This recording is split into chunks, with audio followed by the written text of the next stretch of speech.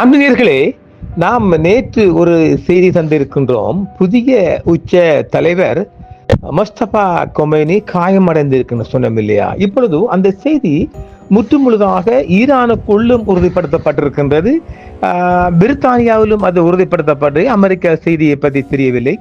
பிரித்தானியாவில் யாரால் உறுதிப்படுத்தப்பட்டிருக்குன்னு சொன்னால், அங்கு ஏற்கனவே விரட்டப்பட்டவர்கள் அல்லது இந்த ஆட்சிக்கு எதிரானவர்கள் லண்டன்ல குடியிருப்பாங்க இல்லையா, அவங்களுக்கு ஈரானுக்கு உள்ளிருந்து ஒரு ஃபோன் கால் போயிருக்குது. அந்த ஃபோன் கால் மூலமாக இந்த செய்தி பரவி இருக்கின்றது. அவர் ஒன்று கோமாவில் இருக்கின்றார், குறைந்தது ஒரு காலை இழந்திருக்கலாம் அல்லது 2 காலையும் இழந்திருக்கலாம், இன்னும் அவர் பேசுவதற்கு முடியவில்லை என்று அந்த செய்தி சொல்லப்படுகின்றது. ஈரானில் மிக முக்கியமான ஒரு வைத்தியசாலையில் மிக பலமான ஈரான் ஆர்மியின் இராணுவ பாதுகாப்புடன் சிகிச்சை பெற்று வருவதாக சொல்லப்படுகின்றது. சரி, அப்படி ஒரு செய்தி கசிந்தால் அந்த ஹாஸ்பிட்டலை நோக்கி இந்த 2 சிறிய பெரிய சைத்தான்கள் கொண்டு போட்டு தாக்கலாம் இல்லையா? வீட்டு பிளைட்டை கொண்டு இறக்குவான் இல்லையா? எவ்வளவு தூரம் உண்மையோ பொய்யோ நாம் அறியல. ஆனால் ஒரு வகையில் அவர் காயப்பட்டிருக்கின்றார் என்பதை ஈரானுக்கு உள்ளிருந்து வருகின்ற இஸ்லாமிய செய்திகள் அது உறுதிப்படுத்துகின்றது. இனி நாம் அறியோம், கோமாவில் புதிய ஆயத்துல்லா கொமேனி, அதாவது முஸ்தபா கொமேனி கோமாவில் இருக்கிறார் என்றும் குறைந்தது ஒரு காலையாவது இழந்துள்ளார் என்றும் ஒரு செய்தி தெரிவிக்கின்றது. படுகொலை செய்யப்பட்ட ஆயத்துல்லா அலி கொமேனியின் 56 வயது மகன் குறைந்தது ஒரு காலை இழந்ததாகவும் வயிறு அல்லது கல்லீரலுக்கு கடுமையான பாதிப்பு ஏற்பட்டதாகவும் இன்றைய வியாழக்கிழமை மாலை செய்தி தெரிவிக்கின்றது. பாதிக்கப்பட்ட ஆயத்துல்லாவை மறைக்கும் ஒரு வினோதமான முயற்சியில் ஆட்சிக்கு வந்திருந்து அவர் அளித்த முதல் அறிக்கை என்று அவர்கள் கூறுவதை ஈரானிய அரசு தொலைக்காட்சியும் ஒளிபரப்பு செய்துள்ளது. துபாய் மீதான தாக்குதல்களை தொடரவும் முக்கிய ஹார்முஸ் ஜலச்சந்தியை தடுக்கவும் சபதம் செய்ததால் கொல்லப்பட்ட ஈரானியர்களின் இரத்தத்துக்கு பழிவாங்க ஈரான் தயங்காது என்றும் அந்த அறிக்கையில் தெரிவிக்கப்படுகிறது. ஈரானிய தலைநகர் தெஹ்ரானில் உள்ள ஒரு செய்தியின் பிரகாரம் இன்று புதிய தலைவரின் நிலை, சிகிச்சை, இருப்பிடம் மற்றும் பாதுகாப்பு குறித்து சாதாரண விவரங்களை மறைத்து வைத்துள்ளது. நகரின் வரலாற்று சிறப்புமிக்க பகுதியில் உள்ள சினா பல்கலைக்கழக மருத்துவமனையில் கட்டிடத்தில் ஒரு பகுதி பாரிய பாதுகாப்புடன் சீல் வைக்கப்பட்ட பின்னர் அவர் தற்போது தீவிர சிகிச்சையில் உள்ளார். அது ஒரு செய்தி.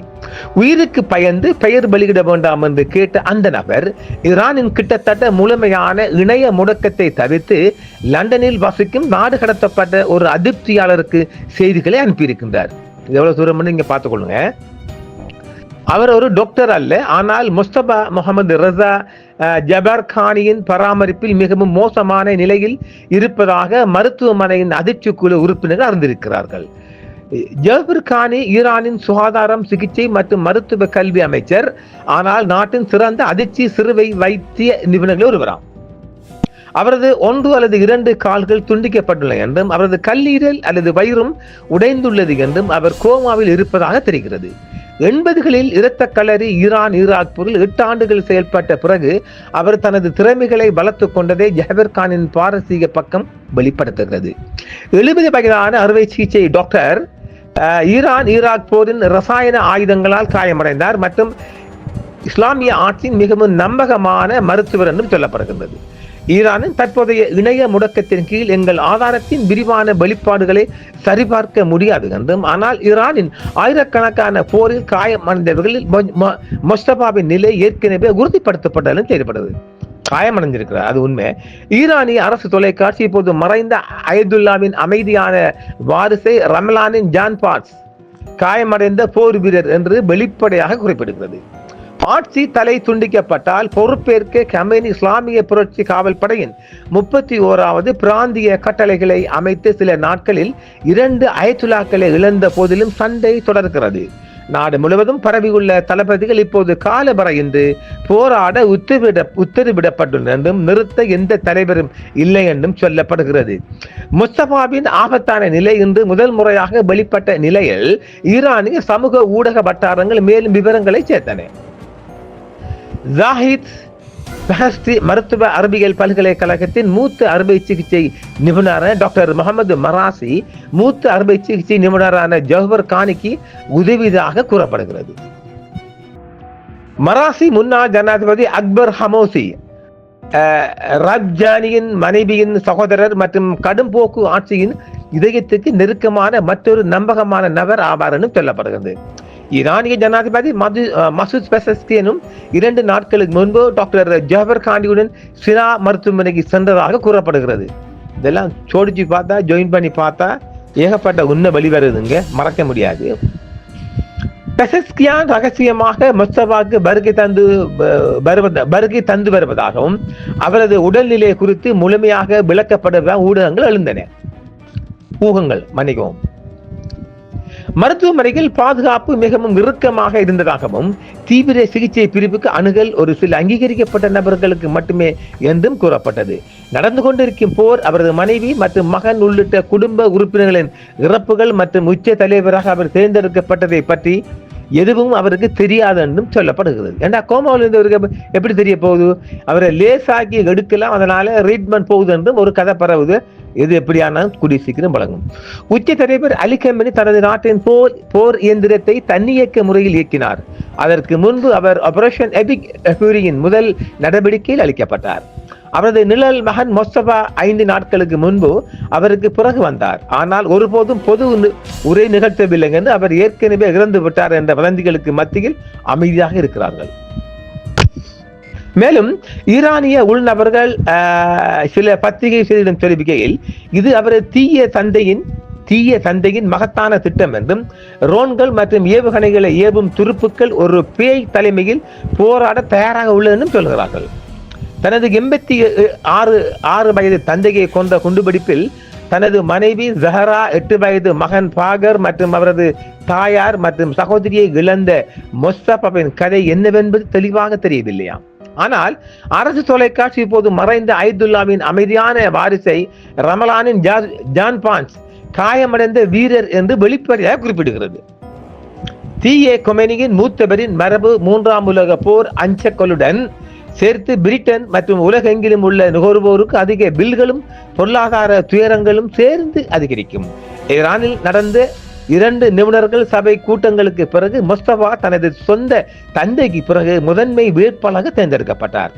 அணுகுண்டுகளை உருவாக்குவதற்கு ஆதரவளித்த ஒரு கடுமையான பழமைவாத மதகுரு என்றும் ஈரானின் மிருகத்தனமான இஸ்லாமிய புரட்சிகர காவல் படையுடன் வலுவான தொடர்புகளை கொண்டவர் என்றும் புரிந்து கொள்ளப்படுகிறது. பிளூம்ஸ்பெர்க்கின் கூற்றுப்படி பிஷப்ஸ் அவென்யூவில் லண்டனில் பில்லியன்ஸ் ரோ என்று செல்ல பெயர் பெற்ற 11 வீடுகள் உட்பட இங்கிலாந்தின் 100 மில்லியனுக்கும் அதிகமான மதிப்புள்ள சொகுசு பட்டைகள் உள்ள சொல். அதாவது இப்படி ஒரு தேடப்படுகின்ற ஒரு நபருக்கு உலக நாடுகளால் குறிவைக்கப்பட்ட ஒரு நபர் இப்படி லண்டன்ல 11 வீடு வச்சு இருப்பாராண்டா அது எனக்கு தெரியல. ஏனென்றால் நிச்சயமா அந்த நாட்டுக்குள்ள போக மாட்டாங்க. அப்ப அவங்க பினாமி மூலம் வச்சுக்கிறாங்களாண்டா அது எனக்கு தெரியாது. அவரது தந்தை கொல்லப்படுவதற்கு முன்பு அவர் கோமாவில் உள்ள நாட்டின் மிகப்பெரிய செமினரியில் கற்பித்தார். முன்பு முதலை ஐதுல்லா என்று அழைக்கப்படும் ஒரு தீவிர மதகுருவால் கல்வி கற்றார். மோசமான மனித உரிமைகள் பதிவு கொண்டதாக கூறப்படும் மொஸ்தபா உள்நாட்டு போராட்டங்களை அடக்க உதவியுள்ளார். மேலும் ஈராக் போரிலும் பணியாற்றியுள்ளார். 2003 அமெரிக்க படைகள் அண்டை நாடான ஈராக்கை 2003 கைப்பற்றிய போது தலைவர் சதாம் ஹுசைனையும் அவரது உயர் அதிகாரிகளையும் பிடித்து கொலை செய்வதன் மூலம் கமேனி பார்த்து கொண்டிருந்தாராம். அவரின் நம்பகமான உதவியாளர் மேஜர் ஜெனரல் முகமது அலி ஜபாரியை நியமித்தார். அவர் அடுத்த 4 ஆண்டுகள் ஒரு தற்செயல் திட்டத்தை வகுத்தார். இங்கிலாந்தை விட 7 மடங்கு பெரிய ஈரானை ஜபாரி அனைத்து சக்தி வாய்ந்த இஸ்லாமிய புரட்சிகர காவல் படையின் 31 தன்னாட்சி கட்டளை மையங்களை பிரித்தார். ஈரானிய வட்டாரங்களும் ஆய்வாளர்களும் நேற்று இந்த சுயராஜ்ய கட்டளைகள் இப்போது ஈரானின் போரை நடத்தி வருவதாகவும் தலைநகர் தெஹ்ரானில் உள்ள ஒரு தலைவரின் வழிகாட்டுதல்கள் இல்லாமல் எதிர்ப்புகளை அடக்குவதாகவும் தெரிவிக்கப்படுகிறது. பழிவாங்கல்களுக்கு பயந்து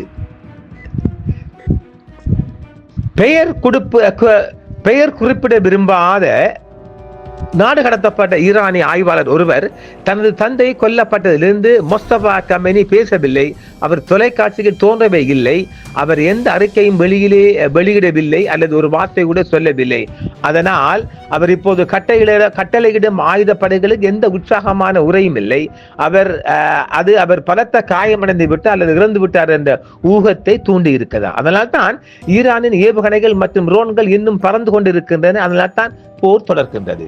மொஸ்தபா மறைவில் இருக்கலாம், ஆனால் அவர் ஈரானின் இஸ்லாமிய புரட்சிகர காவல் படையுடனும் அதன் கொடூரமான எதிர்ப்பு நசுக்கும் துணை ராணுவ பிரிவான த பாஜிஸ் உடனும் நெருங்கிய உறவுகளை கொண்டிருப்பதாகவும் கூறப்படுகிறது. மேலும் அவர் ஒரு அமைதியான தலைவராக இருந்தாலும் வெறித்தனமான துருப்புக்கள் அவருக்கு விசுவாசமாக இருக்கும் என்றும் சொல்லப்படுகிறது. ஆனால் அவரது மேற்கத்திய எதிரிகள் மீதான வெறுப்பு அவரது நெருங்கிய குடும்பத்தின் இழப்பால் தூண்டப்பட்டதால் மொஸ்தபா இப்போது இன்னும் ஆபத்தானவராக இருக்கிறார். மேலும் அவரது அதிக ஆயுதம் ஏந்திய மற்றும் உந்துதல் கொண்ட கூட்டாளிகள் பழிவாங்கும் ஆசையை பகிர்ந்து கொள்வார்கள் என்றும், அவர் இறந்தாலும் சரி அல்லது உயிருடன் இருந்தாலும் சரி, இஸ்ரேலிய அரசாங்க வட்டாரம் ஒன்று இன்று அல்லது நாளையோ ஏதோ ஒரு வகையில் அவரை தேடிக்கொண்டே இருக்கும், அழிக்க தேடிக்கொண்டே இருக்கும் என்றும் சொல்லப்படுகிறது.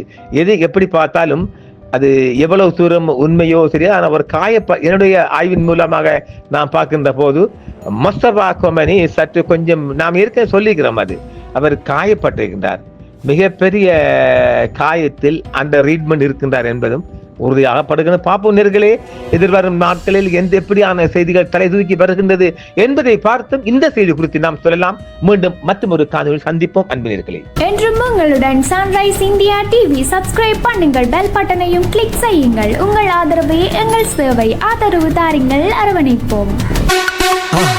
மறக்காம சர்ப்ரைஸ் பண்ணுங்க. தேங்க்யூ.